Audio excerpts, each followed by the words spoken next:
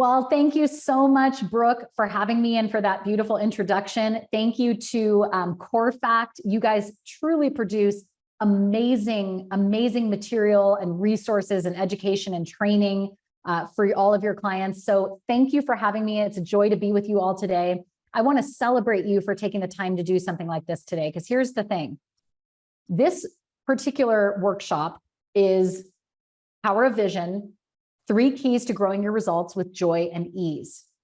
And the thing is that is actually in human nature, not as typical of something that you would attend as something just strategy based, because the mind goes, we need the strategy, we need to know what to do. But I want to celebrate those of you who came here because the joy, the ease, and the growth called to you. So thank you. Thank you for being here and making the time. I want to start by telling you a little bit about my personal story. Because I want you not just to know a personal story about me, but I really want to share with you where I was when I started this business, because it's going to frame what we're going to do together here today. When I started this business, I was newly married. As Brooke said, I was a school teacher. I was newly married. And my husband of 1 year came home and left me. And I found out very quickly that he had been living a double life for 7 years, right under my nose. And you can imagine the feelings of heartbreak and devastation that I was feeling. But it wasn't just in that part of my life I felt it. I was a teacher, like I said, and the only way that I knew how to create results was to push and claw my way to a different result. And so I'm in this situation where I've lost everything. I've lost my marriage. He was living a double life. I lost my house. I lost my dogs. And I was living literally in my parents' basement, moved back in with my parents. And that is exactly the place I was when I started this business, this company, Soul Savvy. Now, the reason I call my business Soul Savvy is because I don't believe that you have to leave your soul at the door or sacrifice yourself in order to have savvy results. And I learned that very quickly as I built my business. So I share this with you, not so that you're like, oh, look at how wonderful Lauren is and she's persevered. I am not sharing the story with you because of that. I'm sharing the story with you because I started my multi-million-dollar company in a basement after I'd been left from a husband that lived a double life. You are probably in a better position than I was, but I share this with you because I want you to know it doesn't matter the circumstances. It doesn't matter where you're starting from. It doesn't matter how hard it's been. You can do something different and you can be successful. And you're probably starting from a better place than I was. So as I said, I want to celebrate you for being here. I want to celebrate what can seem like a small victory to come to a webinar or an event, but it is a big victory because you opted in to joy and ease. And I absolutely celebrate you for that. So where are we headed? I'm going to teach you the results formula for growing your business and life. And I'll tell you in a minute how actually the process isn't different if you're building a business or if you're building your life. I'm going to teach you how to master the concept of vision to accelerate change. Not just vision for the sake of, oh, I have a vision, I feel so rainbows and unicorns, but really how to utilize vision as a tool to accelerate change. I'm going to teach you where to focus your energy to create feelings of ease and joy as you, a yes and, create results. And I'm also going to give you the #1 tool that works no matter what the circumstances are going on. All right. So now we're going to do the numbers game. So you might want to clear out, like if you have Zoom controls or like your window, you need to be able to see the whole screen for this game. Because in a minute, I'm going to show you a screen that looks like this. And you want to be able to see all the numbers. So this screen, these numbers are mixed up, the numbers 1 through 50. And during this game, your goal is going to be to find the number 1, then find the number 2, then find the number 3. So your goal is to count in order. And let's see if you can get to 50 in 30 seconds. Okay, here we go. I'm going to time you. On your mark, get set, go.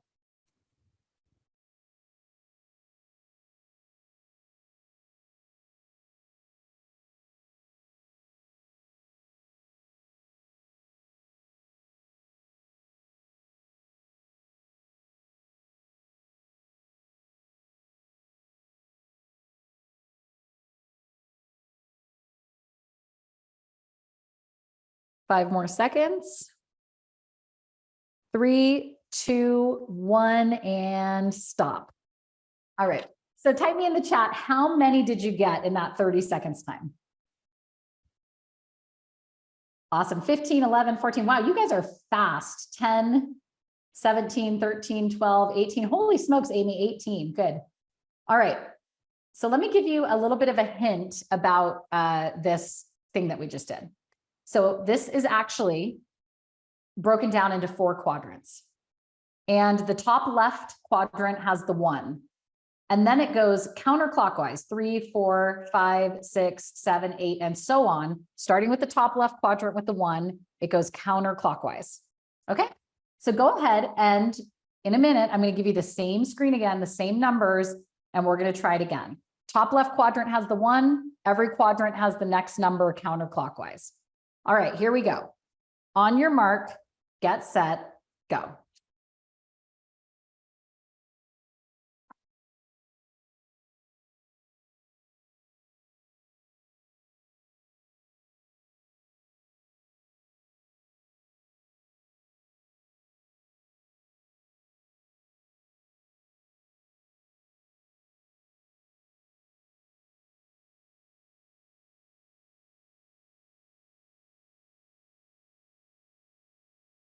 And 3, 2, 1, and stop.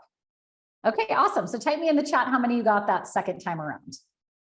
32, 28, 27, 31, 34, 27, 28. Okay, perfect. 30. All right.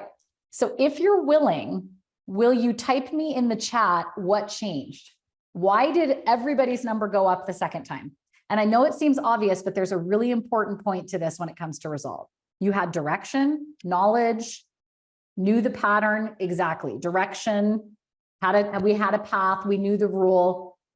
Mwah, perfect, okay. So why this matters and why I love this activity, and the first time someone took me through it, I actually felt a shift in my understanding of life. And this is why I'm sharing it with you. Notice that you created completely different results with the same, and I should have written physical assets. Your college education didn't change. The eyes that you were using didn't change. The amount of time I gave you didn't change. Nothing changed except your awareness of how results get created. That is it. That is the only thing that changed, is an internal awareness of how change happens or how a result happens. And so if you think about it, we have electricity. I can light my home at nighttime. It's very cool. Just a couple hundred years ago, that wasn't the case in human birth. You had to light an oil lamp or a candle or a fire, and then that was it. But it wasn't because the answer wasn't there. It wasn't because the physical planet wasn't ready for electricity. It's because no human tapped into and harnessed the power that we know is electricity. And so it's the very same thing for any of you who want a different result when it comes to business growth, or even, like I said, personal life, happiness in your relationships. It's not because you like the result you have and that's why you keep having it, or because of the economy or anything else. It's simply because you don't yet, and neither did I, have the awareness of how that pattern works. And that is it. And so that's what I'm going to take you through today. And that's why I want to start it with that, is that we're going to build awareness of how to grow something like your business, but in a way that feels good and has this joyful, like, I don't have to push against anything kind of feeling to it. So here's the big lie that I was told, and you were likely told, and it's everywhere. It's not like one person did it, but very well-meaning people like our parents and teachers and the media and society and churches give us this idea. And the idea is that somehow if I hustle, if I grind, if I push, if I work harder, if I become a better person, if I just pull myself up by my bootstraps, I'm going to have this amazing result. And that really is the big lie, because I don't know about you, but before I did this work and I was a school teacher and I wanted to be a good person and I married that husband that lived a double life and all that stuff, I worked really hard. I worked really hard and I was a good person and I put my nose to the ground and I didn't complain, but I didn't have expansiveness. And so it cannot just be hard work or being a good person that creates a result. And it left me frustrated because I was like, damn, I'm doing all the right things here. And it's like something seems to be working against me. And it's because I was working hard, but I didn't have an awareness of how things actually work. I didn't know to tap into myself and say, is this really creating joy for me? And so it's not, the big lie is that it's just if you work hard enough or if you do enough good, that you're going to feel joyful and happy and you're going to get to some pedestal and it's going to be great. It does not work like that. And so I want to untangle and undo this lie that if I just work hard enough, where really it's it's not that it's hard work isn't required. It's just with the right feeling and with awareness, and then everything changes. So I'm going to tell you a story. So this is a story about a fisherman. I live in Wyoming. I haven't lived here long. I lived here in California before, but there's a lot of fishing and fly fishing and all that stuff. So there's this fisherman fishing at a river, younger guy, and he's just learning. He's not really great at fishing. And maybe some of you felt like this when you started your business. I'm just the newbie. I'm the new agent on the block, right? So this young fisherman is standing out there and he's watching an older, more veteran fisherman catching a ton of fish. And he's thinking, how does that guy do that? Like, how does he just boom? Every time he puts his line in the water, he's getting a fish. And I want what that guy's having. But then what he notices is that this fisherman is throwing most of the fish that he catches back in the river. And he thinks that is weird. I mean, imagine if you saw an agent or a company or an office getting tons of leads and not doing anything with them, saying, no, I don't want that lead. No, I don't want that lead. So he gets curious about what this fisherman is doing. And he's wondering why he's throwing back all of this abundance, all these fish. So he goes up to the guy and he says, I'm new, I'm admiring what you do, you're awesome, but I'm really curious about why you would want to throw all these fish back in the river. And the older guy says, oh, it's easy. I got this broken off ruler and I measure every fish I catch against this broken off ruler. And if the fish is bigger than the ruler, I throw it back in the river. And the young guy's like, why would you do that? What is it, like the smaller fish are more flavorful? Is there an ordinance against catching the bigger fish? And the older guy says, oh, no, there's none of that. It's just that this broken off ruler is the size of the frying pan I have at home. So if the fish is bigger than this ruler, I throw it back in the river because it doesn't fit in my frying pan. Okay, dumb joke, I know, but it's not. It's actually not dumb and it's not funny because you do that. And I've done that. You get a big idea for your business or for something in your life. And before you take action on it, you measure it against your frying pan. And you say, am I big enough? Do I have enough experience? Is this really okay for me? Is this going to work in this market? I don't want to do a marketing campaign because what if this happens? And we measure it against the frying pan and then we throw it back in the river. And that right there is why it's not happening with joy and ease, because it feels hard and it doesn't feel okay when we first get the idea. So let me break it down into a formula here. So how that doesn't even make sense what I wrote there. Sorry for the typo. How results normally get created. How results normally get created. So the first is you get a great idea. All of you are getting great ideas all the time, and me too. I'm just seeing someone said, is anyone else experiencing bad sound quality? But it seems like you worked it out, Teddy. So we'll see you when you come back in the room. All right. So you said, I've had a great idea. You've got an idea. The stream of life, so to speak, hands you, oh, I could do this marketing campaign, or an opportunity comes. And then you measure it against the internal frying pan. And for all of us, that is circumstances, usually what's going on in the environment, economy, community, my office, fear. Because by very nature, anything new is going to produce some level of fear. We measure it against our history. Well, I don't have the training, and why would they come to me, or any of those kind of things. And then normally, and not anymore, but normally we would then discard the idea. And then that's how the similar result you got last year gets created.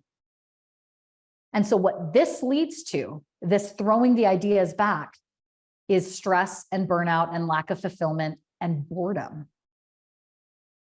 Because we're not giving ourselves the opportunity to experience that new level of flow. So that's why it's feeling hard, actually.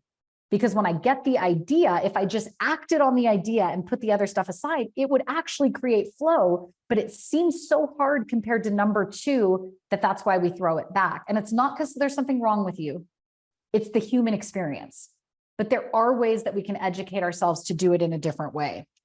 So I want to say about this, this is not just for business. This is for your personal life too. So let's say that you're in a conflict with a spouse and you get an idea and you say, you know what, I'm going to do something really nice for them because I've realized my part in this and whatever. And then you get scared because that would be out of pattern to be that vulnerable. And then you don't do it. And then therefore the same result gets created. So it's personal life or business. Because here's the thing. A lot of times when I'm working with clients, they will say, oh, Lauren, I know you work with a lot of coaches. I know you work with a lot of real estate agents, but I'm, an HVAC guy. It's not going to work for me. And I want to tell you that it does not matter the position or the issue. It's like, if I stick my finger in a light socket, I'm going to get electrocuted. It doesn't care if I'm a teacher or a coach, or if I'm, Lutheran or Jewish, it doesn't care. It's just going to electrocute me if I stick my finger in that light socket. And all of our results play out the same way. So there is this, I really don't like this expression, but it's the first thing that's coming to my mind. There is this invisible side to success. And that is true in life or business. All right. So what we need to know before we go into the three keys is there is a dynamic tension in human growth for everyone. That's why I said it's nothing wrong with you if you've been experiencing this.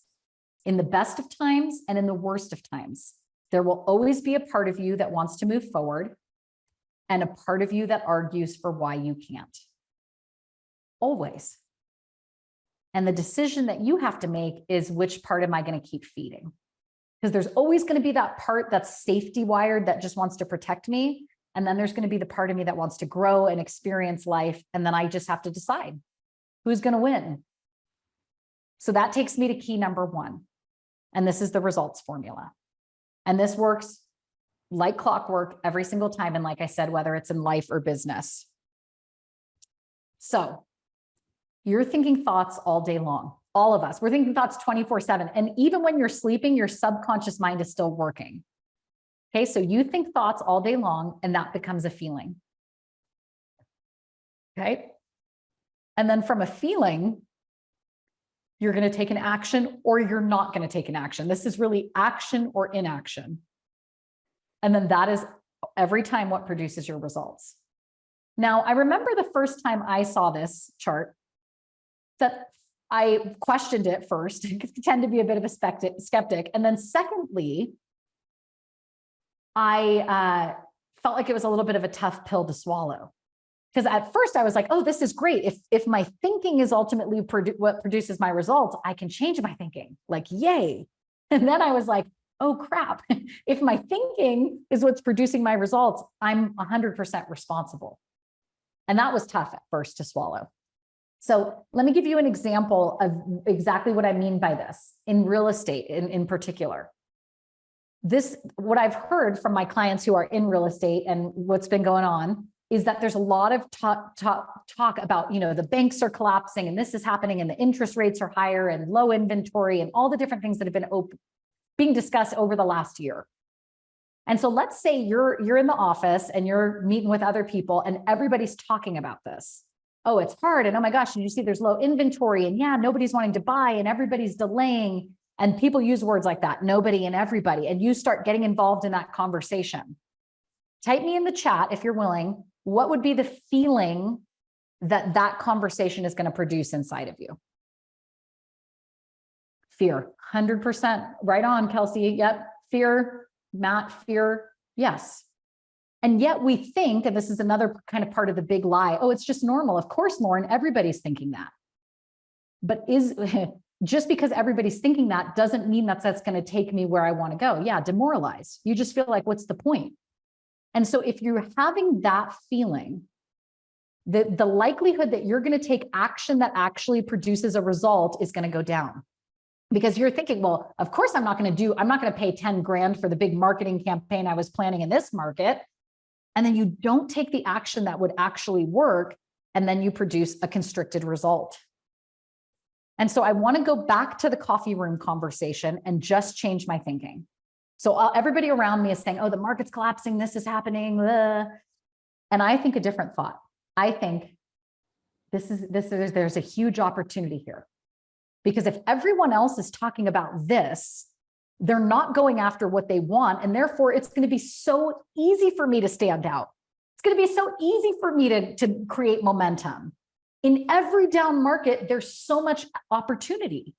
And so I'm, first of all, going to politely back out of this conversation, and I'm going to go do the thing that everybody else is afraid to do. What do you think that produces as a feeling? That's just one example. I mean, you could think lots of things in that moment, but if in that example, what type of a different feeling would you have? Freedom, yes. Freedom of thought, freedom from what other people are saying. Yes, Robin, I love it. Anyone else? I might not have given a good example. Okay, good. Empowered, hopeful. There's an opening, at least. There's an opening for a different thing. Sky's the limit. Yeah. And then that produces a different action. But politely back away and let me go do some things. Let me go make some calls. Let me go see if anybody wants me to hold their open house or whatever it is. It produces a different action, which is 100% going to produce a different result. And it's very important. And I will say this, I've been noticing this in myself lately, that just because you're not doing negative thinking doesn't mean it's not empowering thinking. So maybe you're a glass half full type of person, but that doesn't always mean you're thinking an empowered thought. So we really want to start thinking about, are my thoughts in alignment with where I want to be? And that's way more challenging than it thinks, than it sounds, and than it feels like. Because here's the deal. This is the cause of all results. And the way I know that for sure is if it was just the economy, if it was just the market, nobody would be thriving. Not one person could thrive if it really was because of the circumstances. It has to be something more than that. So the untrained mind, the person that doesn't understand, kind of like the numbers activity, the person that doesn't understand that there's a pattern, and maybe you've been this person, and I know I've been this person in the past, blames results on the because. Well, it's because my husband did this. It's because the economy did this. It's because my clients are wishy-washy, or whatever it is. But it's not that, because then if it was just that, then anybody whose husband did that would have the same result, or anybody with wishy-washy clients would have the same result. And so we can see, okay, this really does have something to do with me. And that's why I said tough pill to swallow sometime. And so this is part of how we bring joy and ease back, because if it's always out there, I have no control. And that's scary, and that hurts. And then how am I going to feel joyful when I have absolutely zero control? All right. So this is my client and friend, Alan, and I wanted to give him as an example. I just had a session with him this morning, and and this is exactly what I'm talking about. He has a full board. He has this board behind him when we do our coaching calls, and he's a real estate agent. He's with Coldwell Banker. And in the, on his board, he puts everything that he has as escrow and everything that he's got going on, and it's filled. It's completely filled right now. And so when you look at that, it's like, there has to be, in other words, it's a great example of how it can't just be the market, or else he wouldn't have a full board. But the reason I bring up his story is because when we first met, it was late 2019, so right before the pandemic. And he was very successful. He was doing about $30 million in sales a year. And so he was successful and had great clients and things like that. I think he did 35 million that year in sales. And the reason he hired me as a coach is because it was costing him. And I don't mean costing him financially, it was costing him burnout wise. To the point where he told me, Lauren, sometimes I get from point A to point B and I don't even know how I got there because my mind is so stressed and overwhelmed. And so when we first met, he was having migraine headaches. And for any of you who've ever had a migraine, you know the significance of this. Every single day. And the cost of it was he had a little girl that was the light of his life, and he wasn't spending the time with her that he wanted. And he had the money to go on vacations and stuff, but he didn't take them because he got himself into this thinking thing that everything was on his shoulders and he couldn't take a break. And so the first question I asked him, and I'm telling you this story so that you can apply this to yourself. The first question I asked him is, Alan, do you believe you could work half and make double? And he was like, fantasy land, Lauren, no. And I'm said to him, okay, well, then we have work to do. And this is how, so in 2020, you know what happened? Pandemic, couldn't hold open houses, but we were doing this coaching work together. We were really unpacking the thinking and this mass thinking that he had bought into.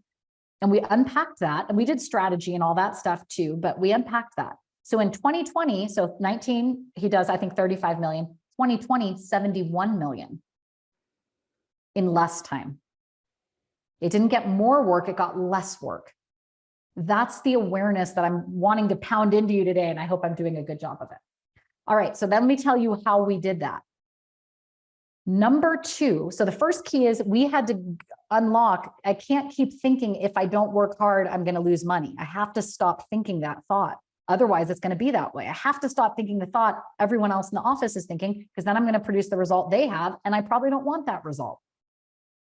So the second key from there is, what do I think about instead? It's not just about positive thinking. And I want to be very clear about that. Positive thinking is not enough. Positive thinking can actually talk you into things that are not right for you. So I think positive thinking can actually be destructive. Is that a word? I think it can be dangerous, because I positive thought my way into my teaching job's really okay. My marriage is really okay. It's going to be fine. I'm just going to be grateful for what I have. And it doesn't work. So I want to help train you what to think about, but it's not positive thinking.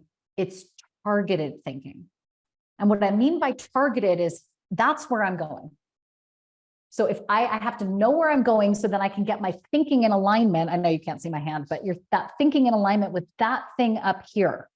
But you have to have a blueprint first, or else you don't know where you're going. All right. So where did joy and ease come from? Take a breath with me. I know I talk fast. That's why I'm taking a breath. It's really as much for me as it is for you. All right. So we're taking a breath. The reason I put this grass up on the screen is because in the world of positive thinking, or sometimes in personal development, we get a mixed message or the wrong message that somehow I shouldn't want more, that somehow I should just be grateful for what I have. And this is especially for women, although men, I'm sure it happens to you too, but especially for us women. I have a great family. I have a great life. I should really just feel blessed and grateful for what I have. And what the danger of that is that we're making it an either or, when really it's a yes and. You can feel deeply grateful for everything you have and still want more. Because the reason I put this grass up on the screen is because every single living thing on this planet wants growth. Because on this planet, for humans too, there's either growth or death. And every living thing wants more. The tree wants more. The blade of grass wants more, which is why it'll find every place it can to grow. And so when you do things to yourself, like say, well, I should just be grateful for what I have, it's actually denying the physical truth of what it means to be on planet Earth, which is every living thing wants more. And so what we tend to do is we get this idea, I want more clients or more business or more love or whatever it is, and then we push it down. And that is what's actually stopping the flow of joy and ease, because you're living in an ever-expanding universe. It's moving outward it's moving outward. And you have that ever upward pull in you too. And when you deny it, that's what stifles the growth. So where joy and ease actually comes from is answering those soul instructions. And if that feels too woo-woo for you, soul instructions, just think my higher self, my greatest good, the greatness in me is calling me to more. And that's my soul instructions. And when I keep denying that because I should just be grateful and I should just wait till the market's better, that's actually what causes the stress. So how do we fix it? The power of vision. So I'm going to have you in a moment. I'm going to give you a template for writing a vision. And I want to show you the power of it. So a vision is bigger than a goal. A goal is something that you know how to do pretty much, and you just need to do it. So if I said to you, how do you lose 10 pounds? Everybody would write in the chat, eat less, move more, don't eat the fourth pizza. You know how to do it. The question is if you want to do it or not, or if you can motivate yourself to do it or not. A vision is bigger than that. It's something you want more than anything. If you're honest with yourself, not pushing it down, but if you're honest with yourself, It's something you want more than anything. And more often than not, you have no idea how to get it. When I was sitting in that basement at my parents' house, no money, broke, divorced, husband belongs on Dateline 2020, I have no dogs, lost everything. The vision that I had to help people and to be a coach was way bigger than anything that I knew how to do. But that's what got me out of bed. So I want something that's going to get you out of bed. Lose 5 pounds, grow my business by 10%. My guess is that's not going to get you out of bed in the morning. So that's what we want to tap into. We want to start that conversation today. I only have an hour with you. So of course we can't do the whole thing in an hour, but I want to start that conversation in you today. So I'll give you an example of a difference between a vision and a goal. So for example, I know you can't see it because I've got a good Zoom body, which means my shoulders and upper is narrow, but like bottom wise, I'm a little heavier. So let me use that as an example. And I'm happy to be vulnerable to use it as an example. I could stand to lose 20 pounds right now, maybe 25. Okay. That doesn't get me out of bed in the morning. It's like, yeah, I know I could lose 25 pounds. Nothing motivating about that. It could be a goal. When I think about my vision, what I love more than anything, I love riding horses. So when I think about how, if I was even stronger, even more fit, how I could just take my 40-pound Western saddle and throw it on that horse and ride all day and not get sore, now I'm starting to tap on something that gets me out of bed in the morning. So type me in the chat, yes, if you can see the difference between, oh, here's something that would be nice. I have this goal toward vision. Okay, Stephanie, you got it. Okay, good. Yes. Okay, good. Which is why I actually personally don't believe in goals until your vision is so vivid that it helps you produce a goal. Okay, or an idea. Okay, so vision. This is a magic wand. Okay, you're going to get a little woo-woo with me now, and we're going to actually wave a magic wand. And the reason I'm saying magic wand is because your logical mind is likely to fight with you on what you actually want. So when I wanted to become a coach and I'm sitting in my mom's basement, my logical mind was like, Lauren, who is going to want to get coached by a broke, divorced school teacher? Like, that's dumb. That was what my logical mind was saying. In Alan's case, when I'm telling him, Alan, you can make double and work half, he's going, no, because this, that's normal. So the reason we're bringing out the magic wand is because you have to think past the doubt to tap into what you really want, because it isn't going to sound reasonable and it isn't going to sound logical. And that is a-okay, I promise you. All right. So if you had a magic wand and could create anything and you were guaranteed success, what would it be? If you had a magic wand, doesn't matter if you're living in the basement or whatever it is, and you could create anything, what would it be? Just take a moment. Be honest with yourself here, because anything less than that, it's not going to get you out of bed in the morning. Okay. And then we're going to actually do some writing, and I have some music I can play for you. So get out a piece of paper if you don't have it, or type in your notes, or however you're going to do it. We're going to say it in the present tense because it's more empowering for several reasons. But for now, we're going to say it in the present tense, and you're going to start with the words, I'm so happy and grateful now that. And you're going to write it like it's happening now. So let me give you an example of what this might sound like. I'm so happy and grateful now that I go outside and I ride my horse every single morning before I start work. So do you see how I'm saying it like it's happening now? So that's what I want you to do for you. Okay. Yep. Beautiful. So I see that you guys are writing some things in the chat. So write this on your own paper so that you have it past today, because this is going to become important.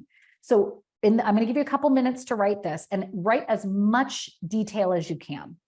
So I'm just going to use Teresa's example. She said, active listings get me out of bed every morning. Perfect. So I'm so happy and grateful now that, and I don't have any other idea than this, Teresa, so I'm just making it up, but I'm going to say, so happy and grateful now that I get out of bed every morning. I have an active listing to work on. And I love that the client is nice. The client is responsive. I get to try different things, whatever it is. So I'm saying it present, and I'm saying it in detail. All right, so I'm going to give you some music, and let's do about 2 minutes of writing, and then we'll come back and do key number 3 here. All right, let me make sure you can hear my sound. All right, here we go.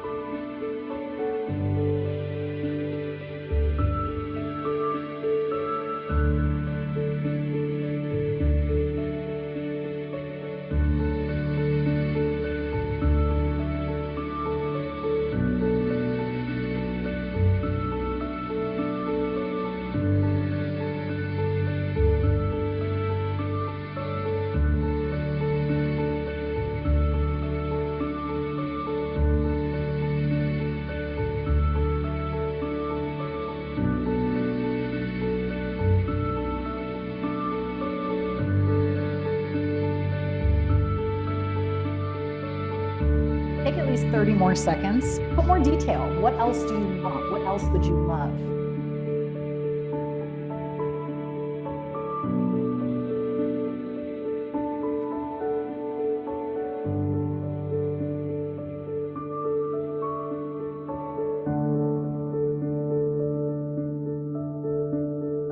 All right, awesome.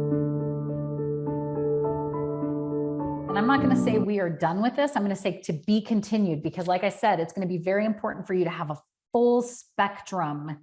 This is what I'm claiming in order to be able to make decisions and think from this vision. So tell me in the chat, how does that feel writing it that way? It can feel awkward to write it in the present tense at first for some people, but how does that feel now that you've given yourself awkward, but empowering? Exactly. Love it, Tammy. Released. Good. Good. I like that word released because that means that you tapped on something. It makes it more attainable when it's in the present. Exactly. So if I had a longer time with you, I would tell you the psychology behind how the subconscious mind processes things. But for now, just you can trust that your mind will more readily accept it and start making new neural pathways if it's written in the present tense. Okay, good. It actually makes it feel realistic. Exactly, Joni. Okay, cool. Doing good here. So I'm going to show you some Time magazine covers. Why nothing seems to work anymore. Inefficiency in America. What's wrong with US medicine? China, friend or foe? Is the US going broke?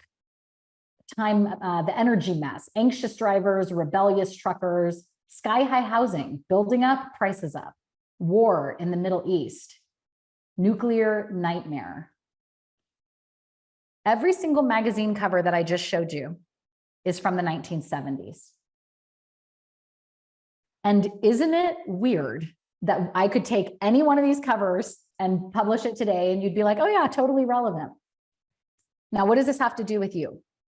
The reason why you could, this is 70s now. So what is that, 50 years ago? So if I can literally publish the same cover that I published 50 years ago, that means that the problem hasn't been solved or the results haven't changed. And the reason that the results haven't changed is because people are thinking at the level of the problem. In other words, when you go back to that results formula, thinking creates feelings, creates actions, create results. And if you turn on the news, it's always the same type of thinking. It's very problem-based. This is the problem, this is the problem, and this is the problem. And sometimes as humans, we do that to ourselves too. And so if you're having the same result, I'd bet you $100 that you're having the same thinking, and that's why you're having the same result. So we want to change our thinking from this is the problem to this is the vision, this is the vision.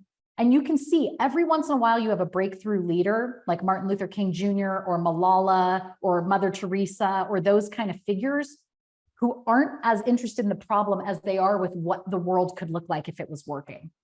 And they enact change to a certain level. But it's the same with us. If we want to produce a different result, we want to think from the vision. So you can think about a projector at a movie theater, and it's projecting on the screen. And if I said to you, how do I change the picture? You would say, go change the film in the projector, lay down new film. Exact same thing that I'm encouraging you to do. You had 2 minutes to write your vision. You already felt better. You can see the results formula in action. Results became a feeling.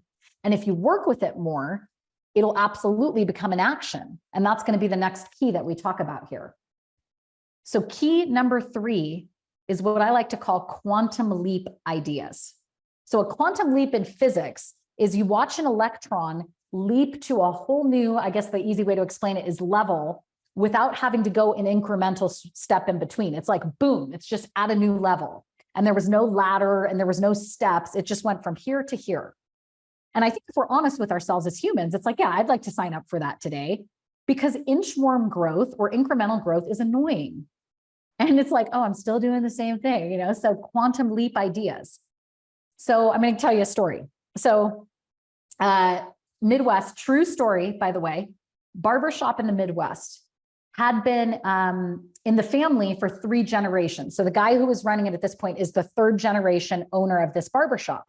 And he got super frustrated because he lived in a farming town where everybody would come in town, you know, sometimes on weekdays, but on the weekends, get their hair cut. You know, the hair salon, the barbershop is a center of gossip and other things. So it was a meeting place in the community. And he was successful, like I said, 3 generations.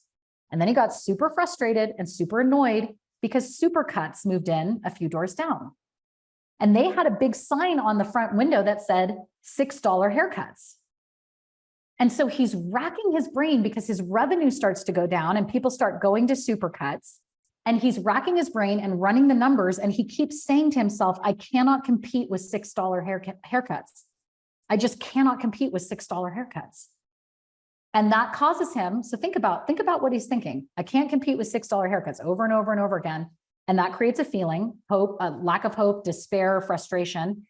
And he decides to take an action, and that is he's going to close the shop.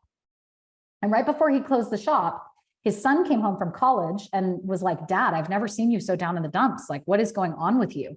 And he told the son the story. And the son said, well, Dad, I mean, there has to be a way to keep the barbershop open. Like, there has to be a way. And the dad was like, no, I've run the numbers. I can't compete with $6 haircuts. And so the son says, what if we just wrote down every idea we could think of to keep the shop open? And in the beginning, the only thought the dad had was close the shop because I can't compete with the $6 haircuts, because that's the problem level thinking that he had been thinking over and over again. But he and the son brainstormed a ton of ideas, and one jumped off the page at them. It was like they felt this yes factor to it. They thought it was a great idea. And so they went and implemented the plan. So a couple of weeks later, the son calls back and says, okay, Dad, did you implement the plan? What happened? And the dad said, not only am I going to be able to keep the shop open, but when I'm comparing numbers year to year, this is the best numbers we've ever had in the month of January for as long as I have records. I mean, this is the best month we've ever had. And do you know what the idea that jumped off the page at them was, that changed everything? Was they decided to put a big sign on their window that said, we fix $6 haircuts. That is it. True story. This is why I'm saying it is not working harder or grinding or having migraines every day like Alan had. It's your awareness that it's one idea. Ralph Waldo Emerson said, idea is the first currency of the universe. It's where everything stems from. But you don't get a $1 million idea on a problem level. You get it when you tap into it. So I want to tell you the story about Stephanie. So Stephanie's another client of mine. When Stephanie first started her real estate career, she'd been in tech. So she'd been in the tech industry. She made about $100,000 a year. And I think around age 50, maybe late 40s, she decided that she was going to start a whole new career in real estate. So Stephanie hired me pretty fast after she started. I think she'd had 3 transactions total when she hired me, and she was new. So it was great that she had that. But the reason she hired me is because she said when she was in tech, she had this pattern of the type A, the overdoing, the working hard, and she didn't want to duplicate that same pattern in real estate. And yet it creeped in. So one day we were working together, and I took her through the same thing that the son with the $6 haircuts did. I said to her, Stephanie, Let's tap into what your vision is, because she was overworking and pushing, and she had this $3 million listing and it wasn't selling. And I'm like, okay, let's put a pause on it and let's tap into vision. Let's really tap into what you would love. And the idea that jumped off the page at her was to take her 2 girls, young, to the beach.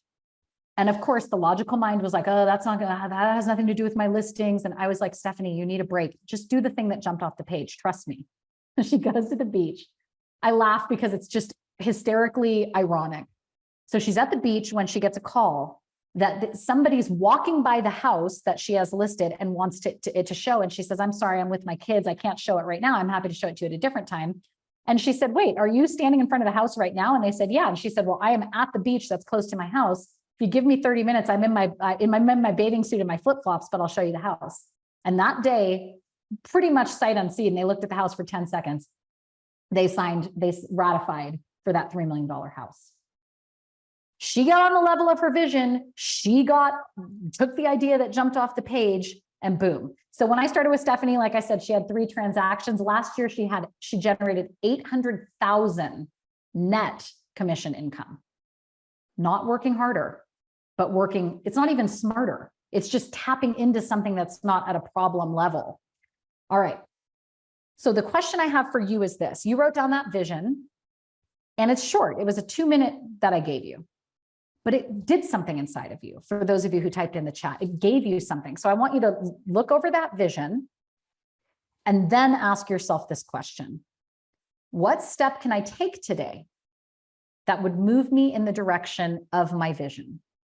And again, in this, just like we did with the vision, you're quieting any voice that says, how are you going to do that? And that's not going to make sense. You're just quieting that voice, and you're really tapping into what you want. And then you're asking yourself for a step. And the step isn't always comfortable. Stephanie didn't feel comfortable going to the beach. I didn't feel comfortable becoming a coach when I was living in my parents' basement, but it was a step that would move me. And it was a step that would move Stephanie. So that's what I'm asking you to do, and stretch yourself here. So first thing you're going to do, so let me give you a minute to do that before I go on, because I know I talk fast.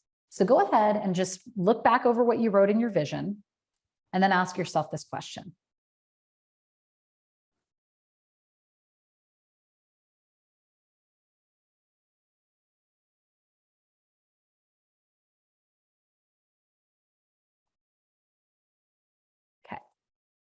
So here's what you're going to do. On your paper, or however you're taking notes, you're going to write as many ideas as you can think of without filter. So you're not going to go, oh yeah, that's a good idea, I'm going to write it down. You're going to write down even the silly ideas, because it's about flow and it's about just honoring the process. So write down as many ideas as you can think of. So do that now. I'm going to give you a minute to do that.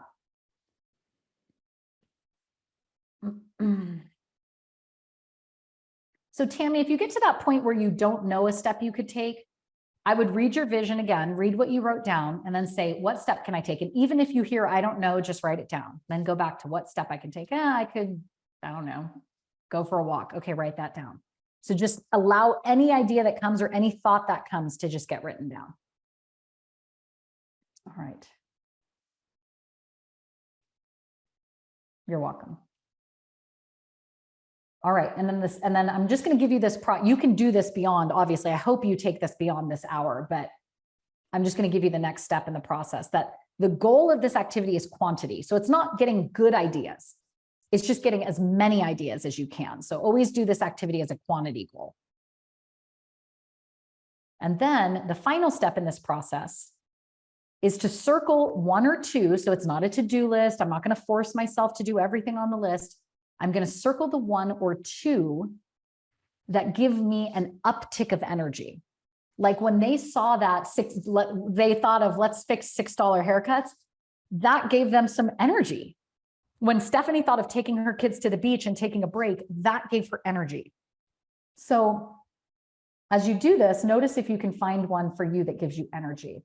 And so Sam, if that's the idea that gives you energy, for example, what I'd like for you to do, so let me just say to everyone in case you're not looking at the chat. So Sam had this idea, I'm going to believe in myself and feel that I can do it. Love that. So then the next question is there an action step that would ground that? Like, for example, an action step that might ground that is I could work more with this vision. Or in the morning, I'm going to actually write, I believe in myself and I can do it. So give it a tangible that'll help move it along. All right. Good job. Good job. All right. So here's a question I have for you. Why not do nothing? And I know that sounds like a rhetorical question, or I'm being cute or silly, but I'm serious. When you think about taking a step, why not just do nothing and do the same thing? And the reason that that's empowering is I believe in that moment, the soul part of you, or the part of you that wants to grow, will step up and say, no, I'm not going to do nothing. My life matters to me. So this process, take a picture of this screen, and we will send you a replay of this too, so you can watch it again if you want to. Exactly. You don't want to regret later that you didn't do something. Exactly. All right. So I have one more teaching point I want to give you that's going to ground each of the three keys.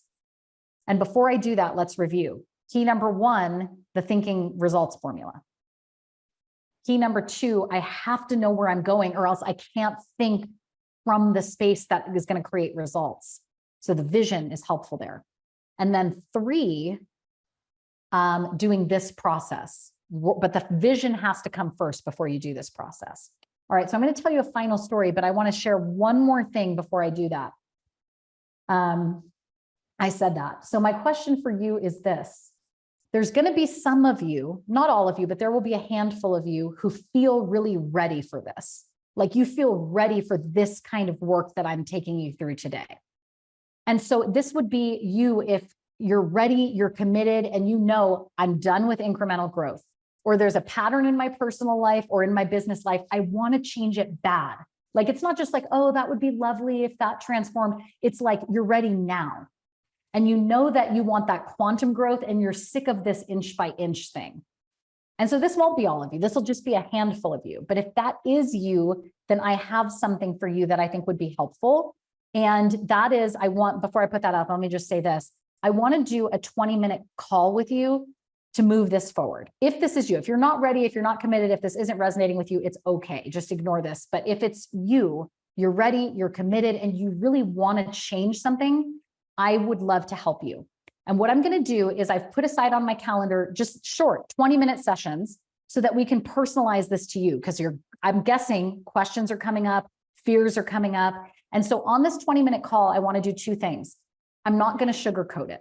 So what I'm going to tell you is I'm going to listen to what you've been doing, and I'm going to listen to your vision, and I'm going to help you see where you're not seeing the awareness, where you're not seeing how the formula and the numbers go on the paper, and a couple steps I think you could take to move yourself forward. And then if you feel committed and this resonates with you and I believe I can help you, I'll offer you coaching. I'll absolutely offer you coaching because I know it will help. So if you're ready, you're committed, you know you want something more, you don't feel wishy-washy, this is for you. So if you want this, don't put it in the chat because I'm afraid I'm going to miss it. So just get out your phone and open up your text, and then you're going to text, hi, this is, give me your first name and last name. I would love a breakthrough session. And then text it to this number. And like I said, it's going to be a 20-minute call. And just for transparency, I only have 8 time slots on my calendar I was able to find in the next week and a half. So if you really want it, text us. And then if for some reason those slots fill up, and like I said, it's not going to be all of you, it's going to be a handful of you anyway. But if those slots fill up, I promise I will get to you. It'll just take me a little bit of time, and I'll make sure I schedule something with you. So the telephone number is 925-413-0950. All right, so Sylvia, yay. So yeah, Sylvia, go ahead and text this number. And Cameron's on the other side, one of our team members, and happens to be my handsome husband also. And he'll help you get the calendar link and get all that stuff. So 925-413-0950. And then we'll do that together. This is going to be awesome. And like I said, I'm going to be just completely focused on you, dedicated, give you some good stuff to move forward. It's going to be awesome. I'm really looking forward to it. All right, so that leads me to my last thing that I think is going to ground all of this. So you're going to know the name of this gentleman when I say him. You might not see his face and recognize him, but this is Andrew Carnegie. Andrew Carnegie was the billionaire of his time, right? He's the Jeff Bezos of his time. He had a huge steel industry and industrial fortune that he had built.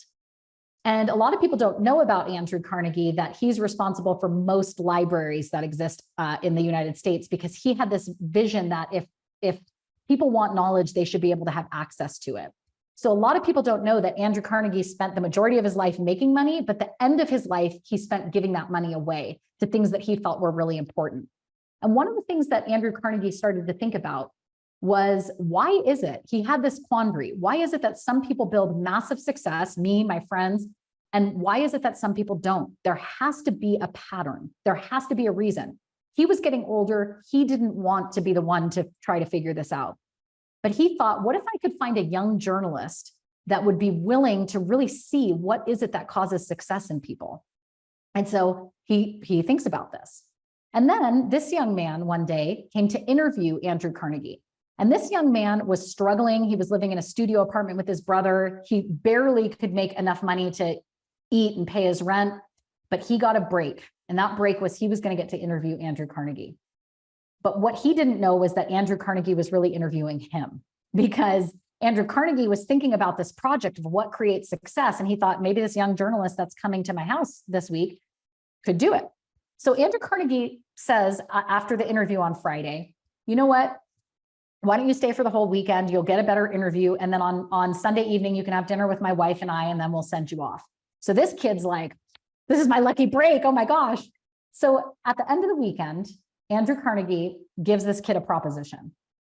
I'm going to make an offer to you that I want you to study success. I want you to study success for 20 years.